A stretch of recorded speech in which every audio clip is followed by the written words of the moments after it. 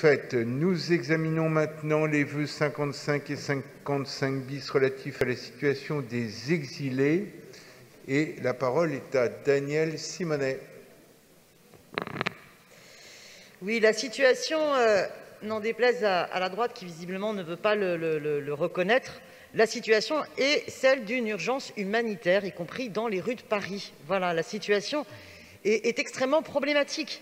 Alors, je souhaiterais, moi, à travers ce vœu, alerter une fois de plus sur la stratégie de l'État et la stratégie notamment de la préfecture de police qui opère une chasse systématique de Paris des exilés en les empêchant de s'installer dans la capitale et en les repoussant dans les communes proches et au-delà du périphérique. C'est encore ce qui s'est passé le 22 septembre dernier, où un groupe de 150 personnes, dont 44 enfants, ont été repoussés pendant plusieurs heures le long du canal de Saint-Denis jusqu'à Aubervilliers, ne les laissant s'installer pour la nuit qu'à 1 h du matin, avec l'obligation de repartir avant 6 h le matin. Cette situation, elle est totalement celle d'un harcèlement des familles à la rue, brutal, inhumaine et qui plus est totalement irresponsable dans le contexte sanitaire actuel. Il est temps que le gouvernement, que l'État prenne la mesure de l'urgence humanitaire et mette les moyens adéquats. Mais ce faisant, nous passons de Conseil de Paris en Conseil de Paris à interpeller le gouvernement pour qu'il assume sa responsabilité. Alors je sais que la ville essaie de trouver des lieux à disposition et continue le bras de fer et arrive d'ailleurs parfois à ouvrir des lieux et obtenir le cofinancement avec l'État. Mais on sait bien que malgré cette action volontariste de la ville, on est en deçà de la réponse aux besoins. Et donc je souhaite, moi, qu'on aille au-delà de simplement cette bataille et ce bras de fer avec le gouvernement et qu'on assume qu'il est préférable, comme vous venez justement de le dire, monsieur Ian Brossat, eh bien que les hommes et les femmes soient à l'abri plutôt qu'elles crèvent à la rue, pour reprendre vos termes. Et donc là, quand il y a encore 150 personnes à la rue, eh bien, oui, soit on réquisitionne, soit on trouve les lieux et qu'on assume de financer seul si l'État ne veut pas se mettre au cofinancement, plutôt que de laisser les gens crever à la rue, comme vous avez bien dit précédemment. Or, ça n'est pas ce que nous faisons. Merci.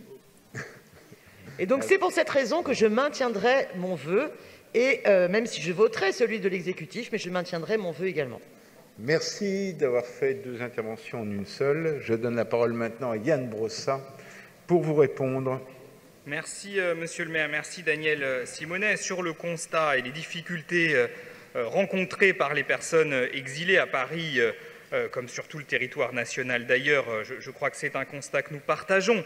Là où nous divergeons peut-être, c'est sur l'action de la ville qui précisément, et je crois que nous n'avons pas besoin de le démontrer, même si je le démontrerai quand même un peu, la ville de Paris ne reste pas les bras ballants et nous allons très largement au-delà de nos compétences dans ce domaine. D'ailleurs, cette mobilisation se traduit de manière très concrète par la création de places d'hébergement et par la mise à disposition de sites municipaux permettant l'accueil et l'hébergement de ces personnes exilées. Je pense en particulier à l'accueil de jour du boulevard Henri IV qui accueille et oriente les familles et qui est financé à 100% par la ville de Paris. Et comme vous le savez, ça n'est pas une compétence municipale et ça ne nous empêche pas de le faire précisément parce que nous n'en restons pas aux compétences que la loi nous confère dans ce domaine. Je pense aussi au CHU d'Ivry-sur-Seine qui accueille 400 familles et qui est situé sur un site qui est propriété de la ville de Paris, bien que situé dans le Val-de-Marne.